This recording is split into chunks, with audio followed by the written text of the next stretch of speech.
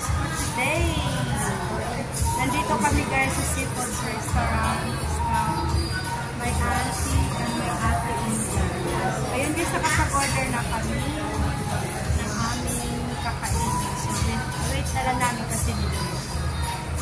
Restaurant sa may Moa. Diyan kayo mamimili ng isda kung anong gusto niyo. Wala masyadong tao. Yung order namin na Boko Shake. Galing talaga ng aking ate Star. Ayan ang aking Star. Ayan guys, ang Boko Shake. Watermelon Shake.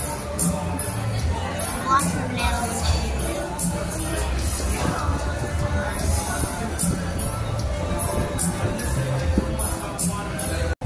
Picture ka muna.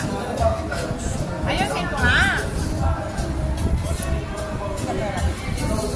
Hindi ko ipapahirap kay 14 na lang. Malapit na ako makatapon. 14? Kinilaw na tanigi.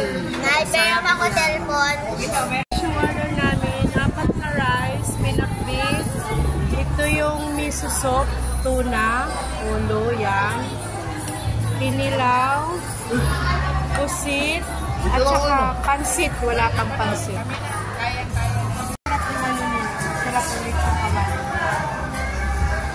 Lahat naman masarap din nilang sinap, sinigang sa miso. Masarap pansit. Masarap pansit. Hey guys, ubos.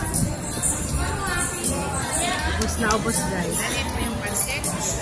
Guys, pagkatapos namin kumain sa Seafood Restaurant, nandito kami sa Boulevard kasi ang Seafood Restaurant is malapit lang naman. Ayan. Seafood Restaurant. Yan. Tapos ito yung Boulevard. Yan ang Boulevard guys. So, diba? Daming tao. Sana all may mga ka-dates sila. Ako wala akong ka-date, kundi ang aking ate, ang aking baby Star, saka kay auntie. Ayan sila guys.